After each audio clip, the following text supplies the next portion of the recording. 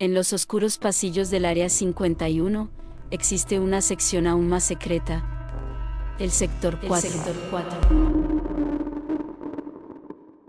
El microbiólogo se va acercando más a él. Ya no hay vuelta atrás. Al final de ese corredor, lo espera algo. No humano.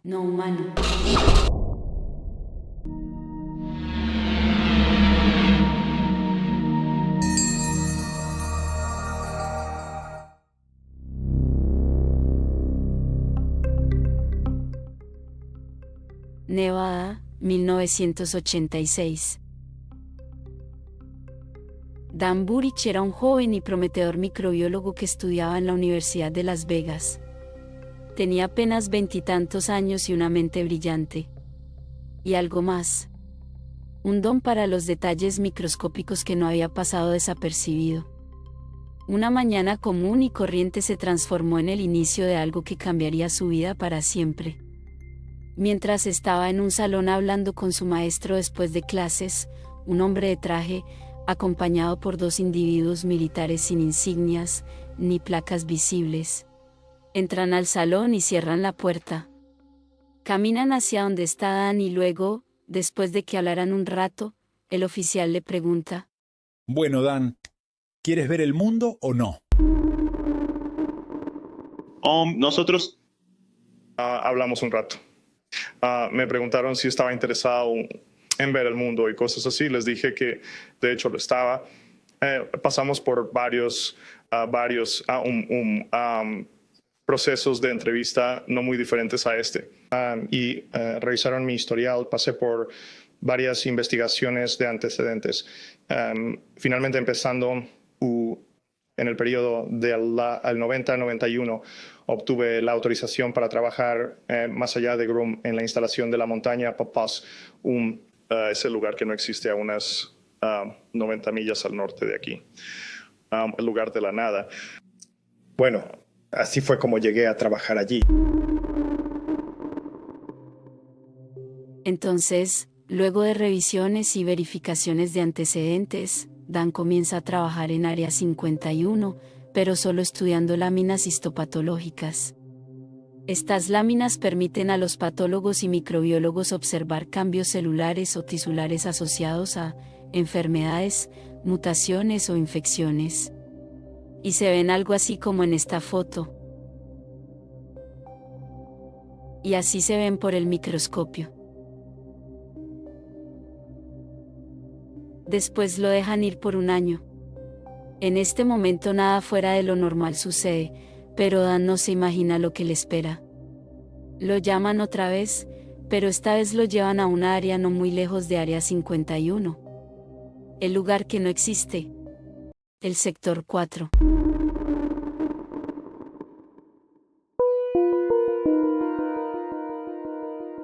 A Dan lo introducen en un vehículo.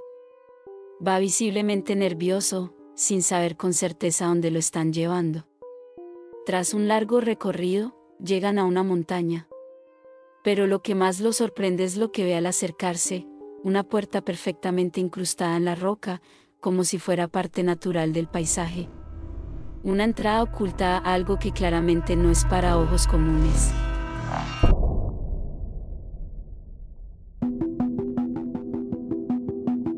Dan apenas podía creer lo que estaba viendo. Al otro lado, lo esperaba un túnel largo, iluminado por luces blancas incrustadas en el techo, como si el lugar hubiera sido diseñado para permanecer oculto para siempre. Fue escoltado sin decir palabra, bajando por rampas metálicas y atravesando múltiples controles de seguridad. Todo era estéril, clínico, casi inhumano. Finalmente, llegaron a un ascensor, y allí un hombre los esperaba. Entonces se fija en Dan y le dice: Hola Dan, bienvenido al Sector 4 y al Proyecto Aquarius.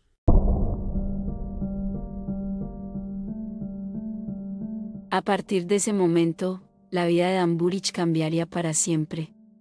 El ascensor descendió lentamente. Según Burich, fue entonces cuando por primera vez sintió el peso real de lo que estaba por presenciar. No eran simples experimentos ni investigaciones científicas comunes.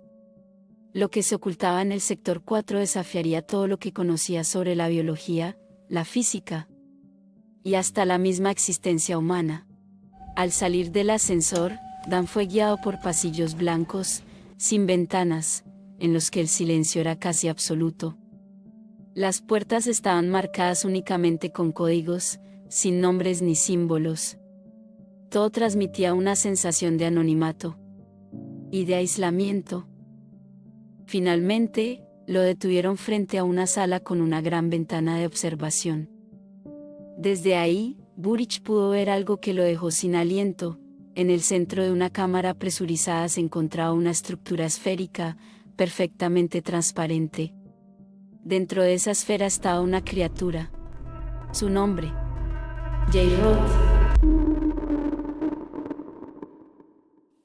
Me enteré después de interacciones con el J-Rod. Y de nuevo, ellos tienen nombres personales. El término J-Rod simplemente significa 15, que era un nombre básico para donde están ubicados, el número de años luz desde nuestra ubicación.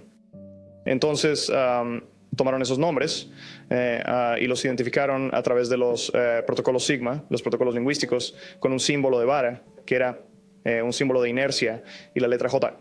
Y de hecho, eso era una combinación de numerología maya y egipcia, relacionada con una vara y una jorra que significaban 10 y 5 para 15.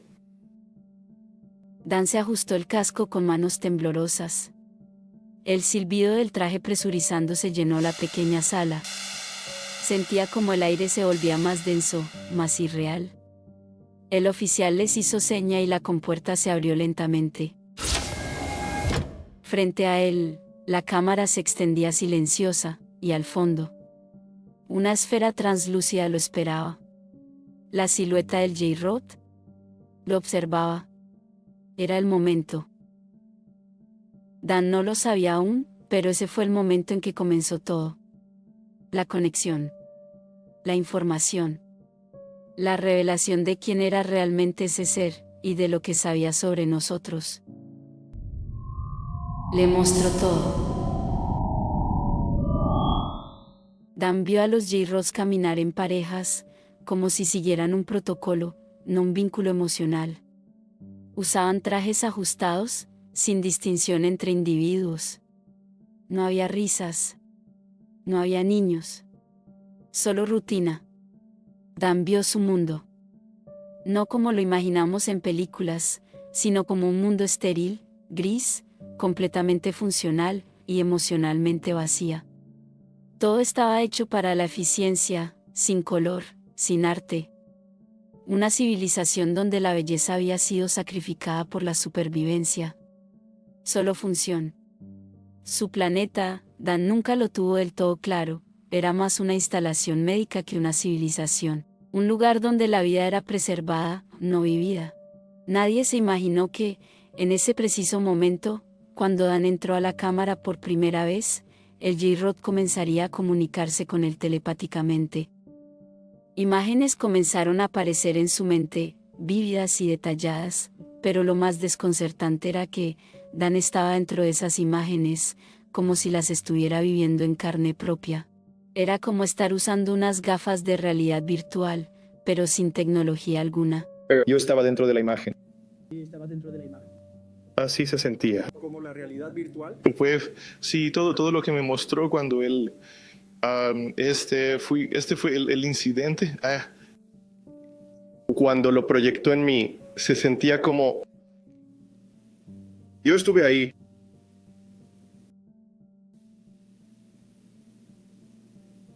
Mis sensaciones estaban intensificadas. Bastante extraordinario. Fue entonces cuando Dan comprendió quién era realmente el J-Rod, y por qué estaba en nuestro planeta. Aquella revelación lo dejó completamente paralizado. El J-Rod era un humano, pero... del futuro. 3 pies y medio, cabeza grande en comparación con el torso. Entonces la proporción de el cráneo al área del torso sería mayor que lo que llamaríamos un ser humano moderno. Ojos grandes, bulbosos, negros. el blanco de los ojos había sido eliminado, así que parecía básicamente pupilas grandes. Cuando miras sus ojos, sientes que vas a caer en sus ojos para siempre. Y creo que probablemente eso tenía algo que ver con la naturaleza telepática de su estructura mental. Brazos grandes, gran longitud, 4 dedos muy delgados y sinuosos, uñas, estaba encorvado la mayor parte del tiempo, no podía sostenerse completamente debido a la atrofia muscular, y eso tenía que ver con la neuropatía periférica de la que sufría, así que gruñía y se movía hacia mí casi de manera tambaleante. Los pies eran grandes en comparación con lo que diríamos que serían nuestros pies. Y él estaba desnudo, lo cual le molestaba. Quería usar ropa y se le negó en cada ocasión. Se llamaba a sí mismo cautivo, y con razón. Sus pies eran inusuales en que la zona plantar tenía un gran bulto debajo de lo que llamaríamos nuestro talón. La nariz estaba hundida. No una nariz como la nuestra, sino básicamente dos opérculos, 2 orificios. Una boca extremadamente pequeña, un paladar duro, sin dientes. El J-Rod no vino al pasado por curiosidad. Vino por necesidad. Su especie, una rama futura de la humanidad, había llegado a un callejón evolutivo sin salida. Tras siglos de manipulación genética, exposición a radiación y un uso irresponsable de la tecnología temporal, los J-Rod se volvieron biológicamente inestables. Su mayor tragedia, la infertilidad. Incapaces de reproducirse, dependían por completo de la ciencia para subsistir como especie. El J-Rod también sufría una grave condición degenerativa en la piel, resultado de generaciones de mutaciones fallidas. Su tejido dérmico era extremadamente sensible, vulnerable al ambiente y al contacto físico. Este efecto no era único, muchos J-Rods compartían problemas similares. Pero en su caso, tuvo consecuencias fatales. El J-Rod provenía de unos 45.000 años en el futuro, de un mundo ubicado en el sistema Zeta Reticuli, y, aunque el J-Rod provenía de Zeta Reticuli, su especie ya no viajaba directamente desde allí. La distancia, casi 40 años luz, era demasiado grande, incluso para su tecnología avanzada. Por eso usaban una base intermedia, el planeta Gliese 876c, ubicado a solo 15 años luz de la Tierra. Según Dan Burich, desde esa estación lanzaban misiones al pasado, y era desde ahí que aquel ser llegó hasta nosotros. La nave del J-Rod no simplemente cayó. Se dio por vencida. Se estrelló cerca de la ciudad de Kingman, Arizona, como un último suspiro en medio del desierto silencioso. Aquel ser no era un invasor, ni un enemigo. Era un sobreviviente. Dan Burich nos cuenta que el J-Rod controlaba su nave mediante una conexión biológica profunda, como si fuera una extensión de su propio cuerpo. Pero su condición era crítica y su cuerpo débil. Su mente ya no podía sostener el vínculo. Incapaz de mantenerse en control, la nave descendió sin rumbo. Fue así como terminó en nuestro mundo, no por decisión, sino por necesidad. El accidente de su nave era solo un reflejo de algo mucho mayor. El J-Rod le confesó a Dan sobre la catástrofe que se aproxima en el año 2045, que cambiaría para siempre el destino de la humanidad.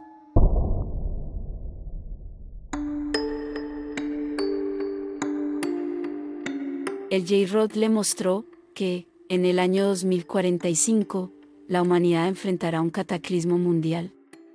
Un evento tan grande que cambiará para siempre el rumbo de nuestra especie.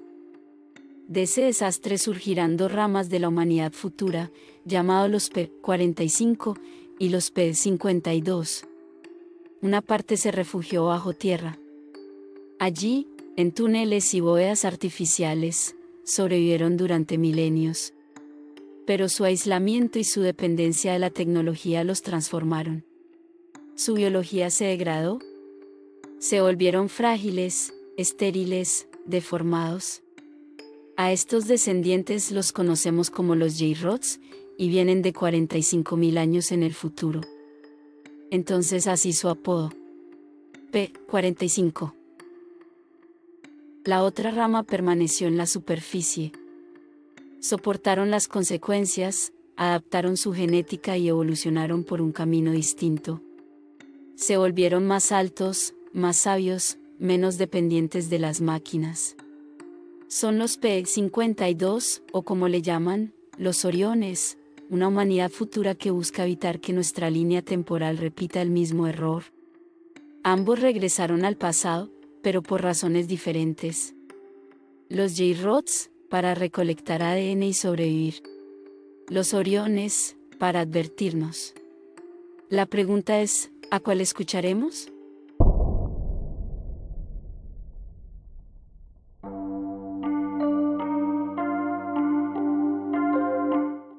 Dan Burich asegura que hubo un acuerdo secreto entre esta especie y el gobierno de Estados Unidos. Un trato que, según él, fue negociado bajo la supervisión del grupo Majestic 12, pero para entender cómo este acuerdo pudo ocurrir, tenemos que hablar de ello. Un grupo tan misterioso como influyente, el Majestic 12. En los años 80 se filtraron unos documentos increíbles. Fue un comité creado en 1947 después del famoso accidente de Roswell en Nuevo México. Estaba compuesto por científicos, generales y altos funcionarios, cuya misión era simple y aterradora: administrar el contacto con inteligencias no humanas y ocultarlo al público. Si desean que haga un episodio dedicado al Majestic 12, me dejan saber en los comentarios. A cambio de acceso limitado a seres humanos para sus experimentos de hibridación, ellos entregaban avances en tecnología, energía, sistemas de propulsión, e incluso información sobre el tiempo y el espacio. Entonces esto explicaría algo aún más inquietante: las abducciones. No eran simples encuentros, sino parte de un acuerdo.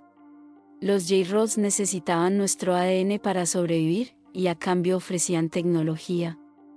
Lo que muchos vivieron como secuestros podría haber sido la moneda de ese intercambio secreto. Las abducciones alienígenas siguen un patrón inquietante.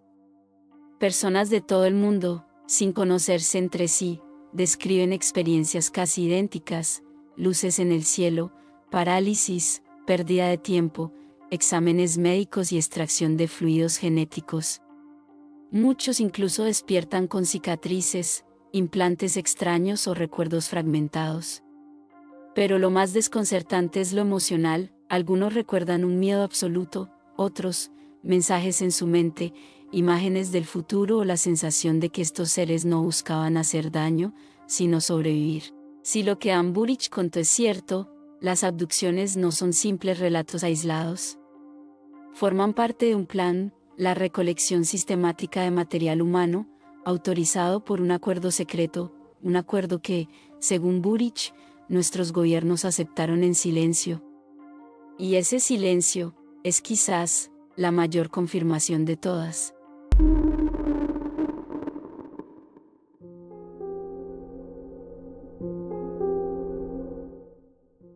Después de años trabajando en el sector 4, bajo el desierto de Nevada, Dan Burich asegura que abandonó el proyecto. Dice que vio demasiado, y que su conciencia ya no le permitió callar.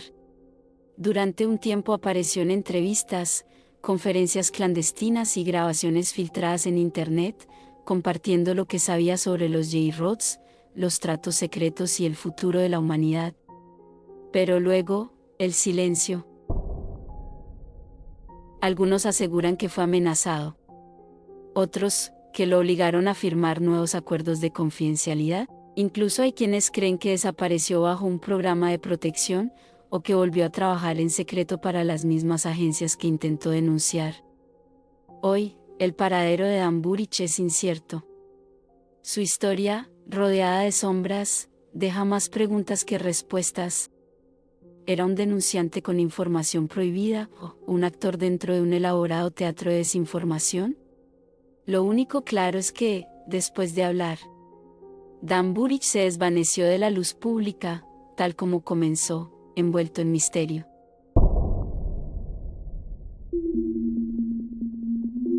Después de años hablando sobre los J-Rods, el proyecto Looking Glass y Majestic 12, Dan Burich prácticamente desapareció del ojo público. Pero su historia no terminó allí. Con el tiempo, descubrimos un detalle curioso: el apellido Burich en realidad no era suyo, sino el de su exesposa. Este resumen filtrado nos enseña que su verdadero nombre, Danny Benjamin Crane, un cambio aparentemente simple, pero que despertó aún más dudas sobre la verdadera identidad de este hombre que afirmaba haber trabajado en el corazón del Área 51. En años recientes, Dan reapareció, pero no como científico ni como denunciante de secretos militares, sino como un hombre profundamente religioso. En un video se le ve llorando, asegurando que había sido sanado por Dios. Y hubo un chasquido. Fue una sensación de chasquido y una sensación de crujido. Fue casi como yo. Trueno fuerte, puedes imaginarlo. Oh Dios, lo siento. Y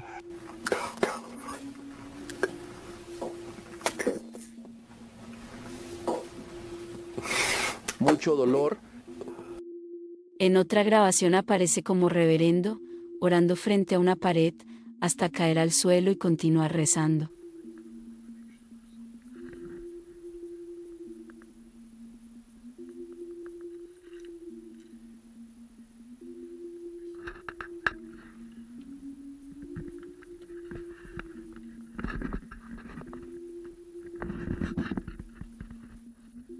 Quitarme la sandalia.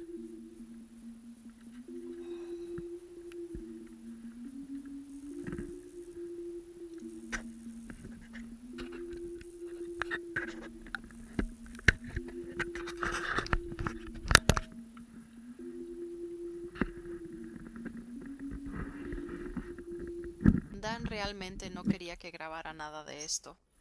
Incluso se sabe que estudió teología durante un año, alejándose por completo de la ciencia y de la biología que supuestamente lo habían conectado con el misterio extraterrestre. Pero, ¿eso lo desacredita? Que quede bien claro, el hecho de que fuera religioso no quita méritos a su historia. Aquí nosotros respetamos las creencias de todas las personas. La única parte que puede crear confusión en muchos es la discrepancia entre la creencia religiosa y la creencia en seres extraterrestres. Algunos investigadores intentaron comprobarlo. El investigador Brian Jackson, en una entrevista para el canal Night Shift, mostró documentos que parecen validar parte de la historia de Burich. Entre ellos, cartas de recomendación académicas. La aparición de su nombre en la revista de alta reputación Who's Who. Hay certificados de varios tipos: beca de la Universidad de Nevada, Las Vegas, graduación, Sociedad Nacional de Honor, nominación a la beca Truman, Sociedad de Honor Premédica. Aparece en el Marquis Who's Who en Ciencia e Ingeniería y en otros 3 volúmenes de Who's Who. Su certificado de nacimiento, certificado de matrimonio, cartas de recomendación académicas, una para la Universidad de Stanford, una para la UNLV, Facultad de Economía Empresarial, Departamento de Gestión. Además, Universidad de Nevada, Las Vegas, del Vicepresidente de Asuntos Académicos, Universidad del Norte de Arizona. Y hasta una carta del investigador que trabajó en Área 51, Tom Mack, quien aseguraba conocerlo y reconocer sus credenciales. Aquí hay una foto de Tom a la derecha. Es un mayor retirado de la Fuerza Aérea. Sirvió desde 1972 hasta 1994. Toda su carrera en la Fuerza Aérea fue en inteligencia de la Fuerza Aérea. Sirvió con el Grupo Asesor Científico de la Fuerza Aérea en Groom Lake, Nevada, desde junio de 1975 hasta abril de 1983 y desde marzo de 1988 hasta octubre de 1994. Trabajó en numerosos proyectos especiales, todos involucrados en la ingeniería inversa de ovnis capturados. Trabajó con un Rod, que era referido como maestro de marionetas. Menos de una hora después, se comunica conmigo y dice, ¿adivina qué? Está aquí en mi casa. Lo escanea y me lo envía. Y es una carta para Richard hablando sobre qué pasa, cosas que están sucediendo en su vida, la mayoría de las cuales están en la primera página. Y en la parte de atrás habla sobre Dan.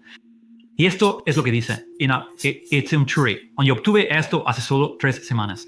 Creo que Collins entendió mal la historia de Dan Crane. Había un capitán, Danny Crane, que fue asignado al proyecto QS-4 en algún momento a finales de los años 80. El capitán Crane era un biólogo que trabajó en el programa R4800 en el complejo PS2.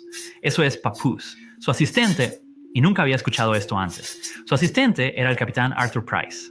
Ambos estaban a cargo de mapear el ADN alienígena. El capitán Crane desarrolló una técnica de secuenciación. Estaban fechando la secuencia de aminoácidos encontrados. El alienígena era el cuantuloide llamado Amod. Todo esto sugiere que Dan no era un completo impostor, que efectivamente tuvo educación universitaria y cierta reputación científica. Pero aquí está el problema. Hay personas que alegan ciertas contradicciones, por ejemplo, de que, en algunas entrevistas aseguraba que el J-Rod con el que trabajó provenía de 15 años luz de distancia, en otras decía que era de Zeta Reticuli, que estaba a 39 años luz. Alegan que, también cambió versiones sobre las divisiones de la humanidad en P45 y P52, y dio fechas distintas sobre posibles cataclismos globales. Los críticos señalan que Dan se ha contradicho en ocasiones al pasar de los años, algo que en nuestra investigación no pudimos validar. Pero cuando ya terminábamos nuestra investigación, nos dimos con este video donde Dan Burich no sabía que lo estaban grabando en una cámara de seguridad. Miren esto. Eso, ¿qué? Te tengo que decir que lo que realmente me enfurece es cuando me dicen lo que me ha pasado o no me ha pasado estas personas. No tienen derecho a abrir la boca. Lamento gritarte. Está bien, lo sé. No tienen derecho a abrir la boca y decirme lo que me ha pasado o no, cuando no lo saben. No estuvieron allí. Dicen que quieren saber la verdad. Quieren realmente hablar con alguien que se sentó alrededor de un escritorio con los 12. Ahora realmente no quieren lidiar con eso. ¿Sabes con qué quieren lidiar? Quieren ver sus malditas películas. Quieren jugar a hombres de negro. Quieren jugar sus pequeños juegos encubiertos en línea para poder vivir su vida con cobardía.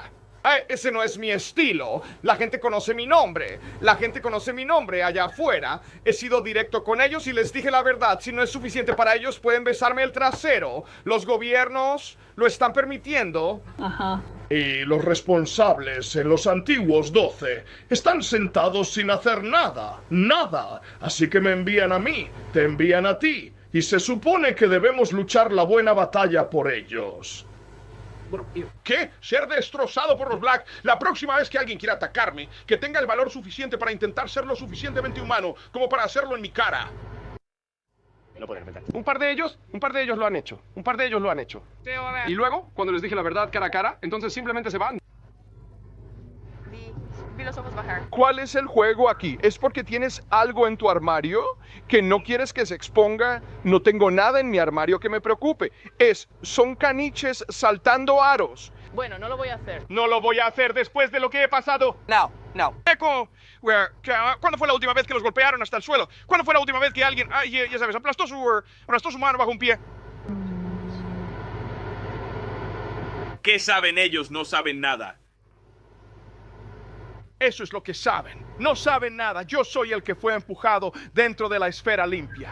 Yo soy el que tuvo que enfrentar lo que tuve que enfrentar. No lo hicieron. Entonces, ¿qué tienen que decirme al respecto? Todo lo que pido es un poco de reciprocidad humana, un poco de respeto humano de su parte. Si no pueden reunirlo, que se lo lleven por otro camino y lo mantengan alejado de mí.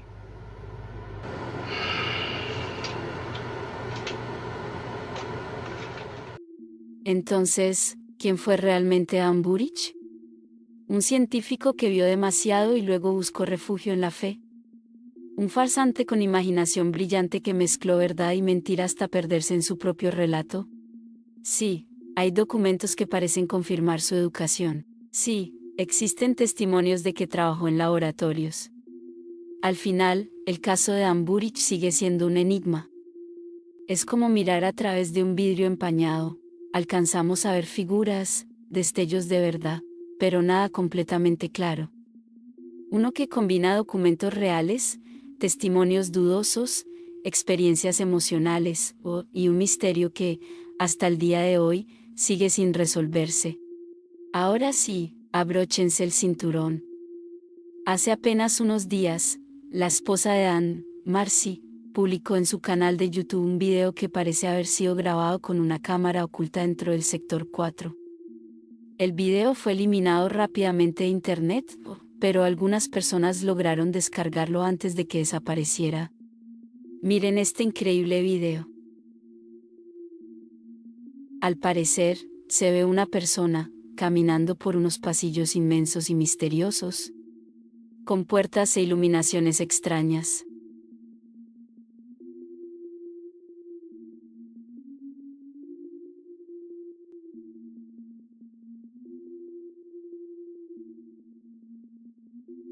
Miren aquí. Una foto frisada para ver más detalle. ¿Será este el sector 4?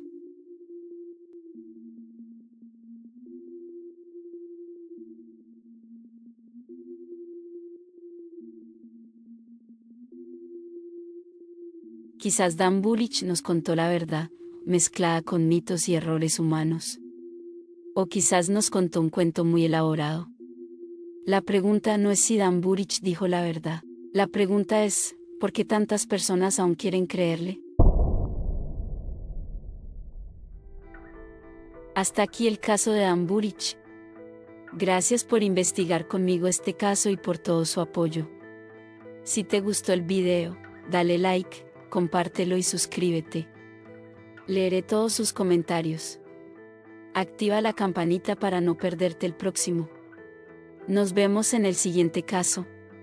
Soy Katie Torres, y esto ha sido Archivos y Teorías.